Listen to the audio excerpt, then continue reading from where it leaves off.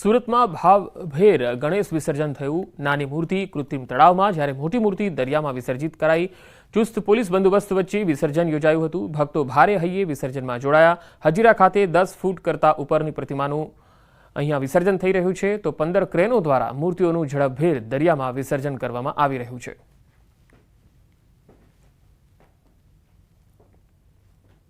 ભગવાન ગણેશના વિસર્જન ધીરે ધીરે સુરતમાં આગળ વધી રહ્યું છે, ત્યારે 10 ફૂટ કરતા મોટી મૂર્તિ હોય છે તેને સુરતના હજીરા ખાતે આવેલા દરિયા કિનારેથી દરિયામાં વિસર્જિત કરવામાં આવી રહી છે। દ્રશ્ય જોઈ શકાય છે સુરતનો હજીરા વિસ્તાર કે જ્યાં વિસર્જન પ્રક્રિયા ઝડપથી ચાલે, કારણ કે સુરતમાં 75,000 કરતાં વધુ પ્રતિમાઓનું સ્થાપન થયું હતું, ત્યારે કહી શકાય એક કરતાં વધુ એટલે કે 15 જેટલી ક્રેનો અહીંયા તૈનાત કરવામાં આવી છે। ક્રેનની મદદથી તમામ મૂર્તિઓને દરિયામાં વિસર્જન કરવામાં આવી રહ્યું છે। દ્રશ્ય સીધા જોઈ શકો છો મારી પાછળ કે ક્રેન દ્વારા મૂર્તિઓ છે જે 5 ફૂટ કરતાં મોટી એટલે કે 10 ફૂટ ઉપરની તમામ મૂર્તિઓને અહીંયા દરિયામાં લઈ જઈ વિસર્જન કરવામાં આવી રહ્યું છે। દ્રશ્ય સીધા જોઈ શકાય છે સુરતનો હજીરાનો આ દરિયા કિનારો છે, જ્યાં 1 2 નહીં પણ 15 કરતાં વધુ ક્રેનો મૂકવામાં આવી છે। તમામ ક્રેનો દ્વારા એક પછી એક મૂર્તિઓને વિસર્જિત કરવામાં આવી રહી છે, કારણ કે સુરતમાં ફેરી 75,000 કરતાં વધુ જ્યારે પ્રતિમાનું સ્થાપન થયું છે, ત્યારે કૃત્રિમ તળાવોની સંખ્યા 21 છે અને 16 અલગ અલગ ઓવારા છે। હજીરાનો દરિયો સૌથી મોટો કહી શકાય, ઊંડો કહી શકાય, એટલે કે અહીંયા ક્રેનની મદદથી તમામ મોટી મૂર્તિઓનું વિસર્જન કરવામાં આવી રહ્યું છે। યુવાનો છે સવારથી લાગેલા છે, મોડી રાત સુધી કહી શકાય આ યુવાનો આ જ પ્રકારે કામ કરતા જોવા મળશે, અને જે પ્રકારે કહી શકાય બિલકુલ દ્રશ્ય કહી શકાય કે એક પછી એક મૂર્તિઓનું દરિયામાં વિસર્જન કરવામાં આવી રહ્યું છે, ત્યારે ચોક્કસ એક જ અવાજ સંભળાય છે, ગણપતિ બાપ્પા મોરયા, ગણપતિ બાપ્પા મોરયા। કોઈની લાગણી ના દુભાય તે વસ્તુનું ખાસ ધ્યાન રાખવામાં આવી રહ્યું છે અને સતત મૂર્તિઓનું વિસર્જન ચાલી રહ્યું છે। અત્યાર સુધીમાં કહી શકાય સુરતમાં 15 થી 17,000 કરતાં વધુ મૂર્તિઓનું વિસર્જન થઈ ચૂક્યું છે, ત્યારે મોડી સાંજ સુધીમાં 75,000 જે મૂર્તિઓ છે તેનું વિસર્જન પૂર્ણ થાય તે પ્રકારનો વ્યવસ્થા તંત્ર દ્વારા કરવામાં આવી છે। યુવાનો સતત સવારથી લાગેલા છે અને યુવાનો દ્વારા જે પ્રકારે દરિયામાં વિસર્જિત થાય તે રીતે લાગણી ના દુભાય તે તમામ વસ્તુનું ધ્યાન રાખવામાં આવી રહ્યું છે, ત્યારે 10 ફૂટ કરતાં ઉપરની તમામ મૂર્તિઓ દરિયામાં વિસર્જન થાય ત્યાં માટે 10 ક્રેનો સતત કાર્યરત છે અને મૂર્તિ આવતાની સાથે તેનું વિસર્જન ઝડપભેર થાય મોડી સાંજ સુધીમાં વિસર્જન। અને હવે વાત પ્રધાનમંત્રી મોદીના જન્મદિવસની।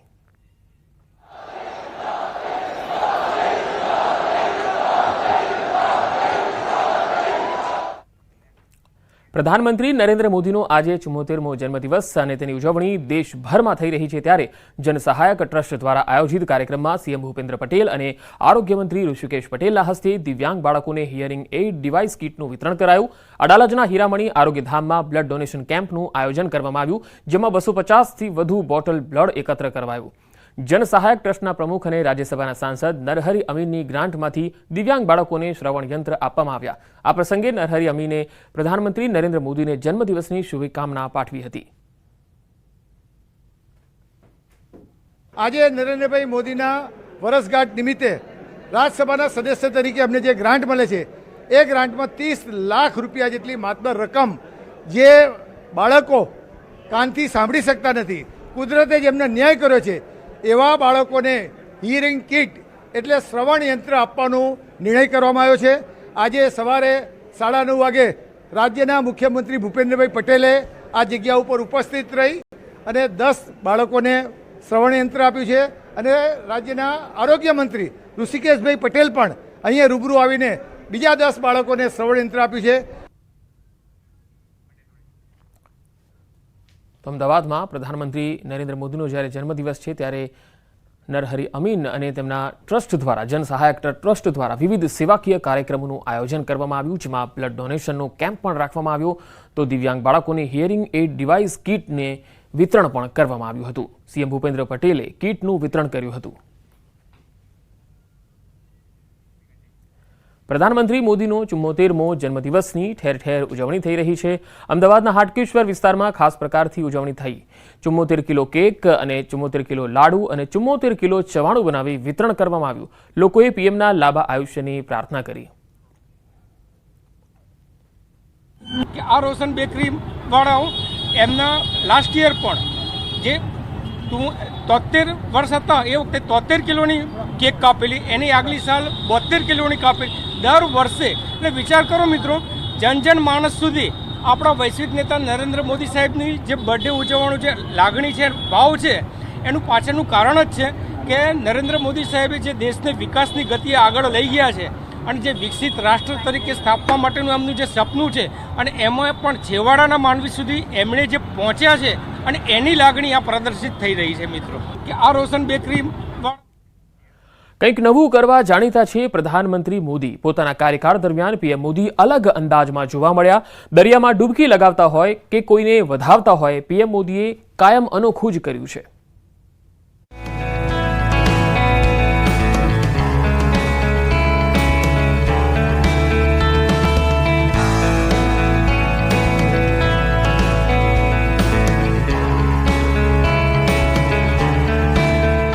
પ્રધાનમંત્રી મોદી હંમેશા પોતાના અલગ અંદાજ માટે જાણીતા છે. પ્રધાનમંત્રીની આ 4 તસવીર જ કહી આપે છે કે સ્થિતિ કોઈ પણ હોય, પીએમ મોદી પોતાના આગવા અંદાજમાં જ દેખાય છે.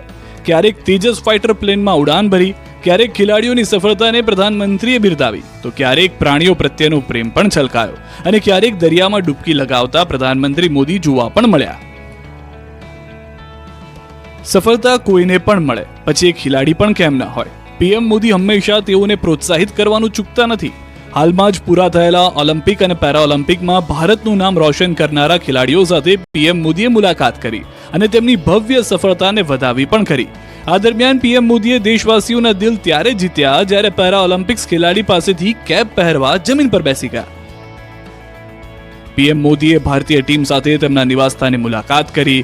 પીએમના હેન્ડલ પરથી સોશિયલ મીડિયા પ્લેટફોર્મ ઇન્સ્ટાગ્રામ પર મીટિંગનો એક વિડીયો પણ શેર કરવામાં આવ્યો. આ વિડીયોમાં પીએમ મોદી પેરાલિમ્પિકમાં ગોલ્ડ મેડલ જીતનાર જેવલિન થ્રોઅર નવદીપસિંહ સાથે વાત કરી રહ્યા છે. ત્યારબાદ નવદીપસિંહે પીએમ મોદીને કેપ પહેરાવી અને પીએમ મોદીએ હાથ પર ઓટોગ્રાફ પણ આપ્યા. અગાઉ T20 વર્લ્ડ કપમાં ચેમ્પિયન બન્યા બાદ પ્રધાનમંત્રીએ ભારતીય ટીમ સાથે મુલાકાત કરીને તેઓને મેળવેલી સફળતાને પણ બિરદાવી હતી. પ્રધાનમંત્રી મોદીનો પ્રાણી પ્રેમ પણ કોઈનાથી અજાણ્યો નથી અને તેનું તાજું ઉદાહરણ છે આ દ્રશ્ય. હાલમાં જ પીએમ મોદીએ ગાયના વાછરડા સાથેની તસવીર શેર કરી. સોશિયલ મીડિયામાં પોસ્ટ કરીને પીએમ મોદીએ લખ્યું કે આપણા શાસ્ત્રોમાં કહેવાયું છે, ગાવ સર્વ સુખ પ્રદા. લોક કલ્યાણ માર્ગ સ્થિત પીએમના નિવાસસ્થાન પરિવારમાં નવા સભ્યનું આગમન થયું. પ્રધાનમંત્રીના નિવાસસ્થાને પ્રિય ગૌમાતા એક નવા વાછરડાને જન્મ આપ્યો, જેના કપાળ પર જ્યોતિનું પ્રતીક છે, જેથી પીએમ મોદીએ તેનું નામ દીપજ્યોતિ રાખ્યું છે. નાનકડા વાછરડા સાથે પીએમ મોદીના દ્રશ્યો જ કહી આપે છે કે તેઓનો પશુઓ માટેનો પ્રેમ અનહદ છે. આપને જણાવીએ કે પીએમ મોદીના આવાસ પર પુંગનુર બ્રીડની ગાયો રહે છે, જે આંધ્રપ્રદેશ સાથે સંકળાયેલી છે. તેમની ઊંચાઈ માત્ર 2.5 થી 3 ફૂટ છે.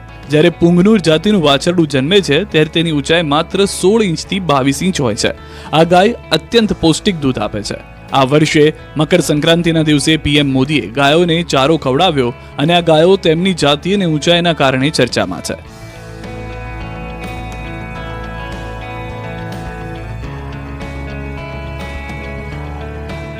બેંગલુરુમાં પીએમ મોદીનું અનોખું રૂપ દેખાયું. અહીં તેઓએ તેજસ ફાઇટર પ્લેનમાં ઉડાન ભરી. પીએમ મોદી બેંગલુરુના યેલાહંકા એરબેઝ પહોંચ્યા હતા, જ્યાં તેમણે સ્વદેશી ફાઇટર એરક્રાફ્ટ તેજસમાં ઉડાન ભરી. ફાઇટર પ્લેનમાં બેઠા પછી પીએમએ લખ્યું, તેજસમાં સફળતાપૂર્વક ઉડાન ભરી. આ એક ગજબનો અનુભવ હતો.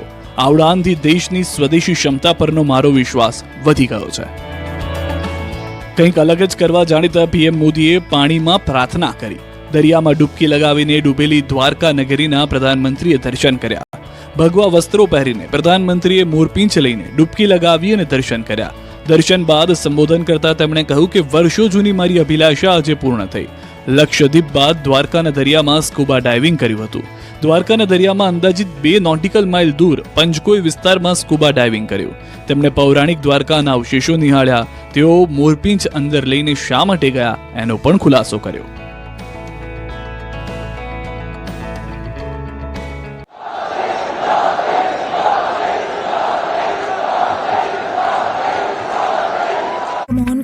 આ હવનમાં તમામ વર્ણના 75 યુગલો ભાગ લેશે.